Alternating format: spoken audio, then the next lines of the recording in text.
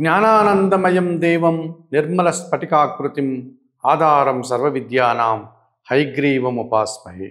సుప్రభాతం channel ప్రేక్షకులందరికీ నమస్కారం. మాసఫలం కార్యక్రమానికి స్వాగతం. 2024 సెప్టెంబర్ మాసంలో 12 రాశుల వారికి మాస ఫలితాలు. 2024 సెప్టెంబర్ మాసంలో తులారాశి వారి యొక్క మాస ఫలితాలు. తులారాశి వారికి 4 గ్రహాలు ఈ సెప్టెంబర్ మాసంలో అనుకూలంగా సంచరిస్తూ సుఫలితాలను అందిస్తున్నాయి. మిగతా 4 గ్రహాలు ప్రతికూలంగా సంచరిస్తున్నాయి. ఈ రకంగా మిశ్రమ ఫలితాలు రావడానికి అవకాశం కనిపిస్తుంది ఈ సెప్టెంబర్ మాసంలో తులారాశి వారికి. ముందుగా అనుకూల గ్రహాలు పరిశీలిస్తే ఇందులో ప్రధానంగా లాభాధిపతి అయినటువంటి రవి భగవానుడు ఈ సెప్టెంబర్ 16 వరకు లాభంలోనే అనగా సింహరాశిలో సంచరించడం వల్ల అధికారుల నుంచి పూర్తి సహకారం అందుకోగలుగుతారు. ప్రభుత్వం నుంచి రావాల్సిన ఆదాయం అందుకుంటారు. వృత్తి ఉద్యోగ వ్యాపారాలలో యజమానుల యొక్క అనగా అధికారుల యొక్క అన్నదండలతో అభివృద్ధిని సాధించుకోగలుగుతారు. భాగ్య వ్యయాధిపతి అయినటువంటి బుధుడు ఈ నెలంతా కూడా దశమభావమైనటువంటి కర్కాటక రాశిలోను లాభభావమైనటువంటి సింహరాశిలోను సంచరించడం వల్ల వ్యాపార అభివృద్ధి జరుగుతుంది, వ్యాపార విస్తరణ జరుగుతుంది, మీ మాటకు విలువ పెరుగుతుంది. మీరు చేసే ప్రతి పని కూడా లాభదాయకంగా ఉండేటువంటి వాతావరణము, బ్యాంకు విషయాలు, ఆర్థిక విషయాలు మీకు అనుకూలంగా ఉండేటువంటి పరిస్థితి ఏర్పడుతుంది. జన్మరాశ్యాధిపతి అష్టమాధిపతి అయినటువంటి శుక్రుడు వ్యయములో కన్యారాశిలోను అలాగే జన్మరాశి అయినటువంటి తులారాశిలోను సంచరించడం వల్ల కుటుంబ సౌఖ్యాన్ని, కుటుంబపరమైనటువంటి శుభకార్యాల ప్రస్తావన మీకు ఎంతగానో ఆనందాన్ని కలుగజేస్తుంది. స్త్రీజన సహకారంతో మీరు మరింతగా అభివృద్ధిని సాధించుకోగలుగుతారు. కుటుంబానికి అవసరమైన నూతన వస్తువులు కొనుగోలు చేయగలుగుతారు. షష్టమ భావంలో మీనరాశిలో ఎప్పటి నుంచో రాహు సంచారం కొనసాగుతుంది. ఈ సెప్టెంబర్ మాసంలో కూడా రాహు అలాగే సంచరిస్తారు 6వ భావంలో. ఆ రకంగా రోగ శత్రు విముక్తిని మీరు పొందగలుగుతారు. పోటీ ప్రపంచంలో మంచి విజయాలను, అవకాశాలను అందుకుంటారు. విదేశీ వ్యవహారాలు సైతం మీకు అనుకూలంగా ఉంటాయి. నూతన వ్యక్తుల వల్ల మీరు లాభాన్ని పొందగలుగుతారు. మరి 2024 సెప్టెంబర్ మాసంలో ఈ తులారాశి వారికి రవి, బుధుడు, శుక్రుడు, రాహువు అనుకూలంగా సంచరిస్తూ అనుకూల ఫలితాలను అందిస్తున్నాయి. అలాగే కుజుడు, గురువు, శని, కేతువు 4 గ్రహాలు ప్రతికూలంగా సంచరిస్తూ ప్రతికూల ఫలితాలని, కొన్ని ఇబ్బందులు కూడా ఇచ్చేటువంటి పరిస్థితి కనిపిస్తుంది.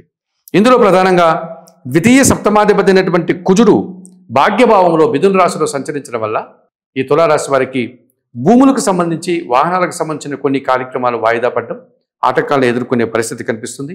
జీవిత భాగస్వామితో కానీ లేకపోతే ఇతర సమాజంలోని వ్యక్తులతో కానీ మీకు మీ మాటల వల్ల అభిప్రాయాల భేదాలు, మనస్పర్ధలు రావడానికి అవకాశం కనిపిస్తుంది. అలాగే తృతీయ షష్టాధిపతి అయినటువంటి గురువు అష్టమ భావంలో వృషభ రాశిలో సంచరించడం వల్ల ఈ నెలంతా కూడా కొంతమంది పెద్దల యొక్క సహకార లోపం మీకు స్పష్టంగా కనిపిస్తుంది. అలాగే అనారోగ్య విషయాలు కాస్త ఇబ్బందికరంగా మారుతాయి. కొన్ని సందర్భాల్లో జన సంబంధాలు చెడిపోయేటువంటి అభిప్రాయ భేదాలు వచ్చే వాతావరణం కూడా ఉంది. ఇక చతుర్థ పంచమాధిపతి అయినటువంటి శని భగవానుడు పంచమ భావంలో వక్రించాడు. చతుర్థ భావం అయినటువంటి మకర రాశి వైపున దృష్టిని సారించడం వల్ల అది అర్ధాష్టమ శని దోషం కనుక ఉదర సంబంధమైనటువంటి అనారోగ్యాలు, చర్మ సంబంధమైనటువంటి అనారోగ్యాలు మిమ్మల్ని ఇబ్బంది పెట్టేటువంటి పరిస్థితిగా కనిపిస్తుంది. కుటుంబంలో అధిక ఖర్చులు, అశాంతిని కలిగించే సంఘటనలు కొన్ని జరగడానికి అవకాశం ఉంది. ఇక వ్యయంలో కన్యారాశిలో ఎప్పటి నుంచో కేతు సంచారం కొనసాగుతుంది. ఈ సెప్టెంబర్ మాసంలో కూడా కేతువు అలాగే సంచరిస్తారు. తీర్థయాత్రలకు కానీ, దైవ సంబంధమైనటువంటి పూజాది కార్యక్రమాలకు కానీ అధికంగా ఖర్చును పెట్టాల్సి ఉంటుంది, అధికంగా శ్రమ పడాల్సి ఉంటుంది. అలాగే ఇతర విషయాలలో కూడా మీరు ఆటంకాలని, నిరాశని ఎదుర్కోక తప్పదనిపిస్తుంది. మరి ఈ 4 గ్రహాలకు పరిహారాలు పాటించుకొని మరింతగా మంచి ఫలితాలు పొందాలంటే ఈ తులారాశి వారు 2024 సెప్టెంబర్ మాసానికి గాను నిత్య గణపతి ఆరాధన చేసుకోవడం, గణేశాష్టకం చదువుకోవడం వల్ల కేతు దోషం నుంచి బయటపడతారు.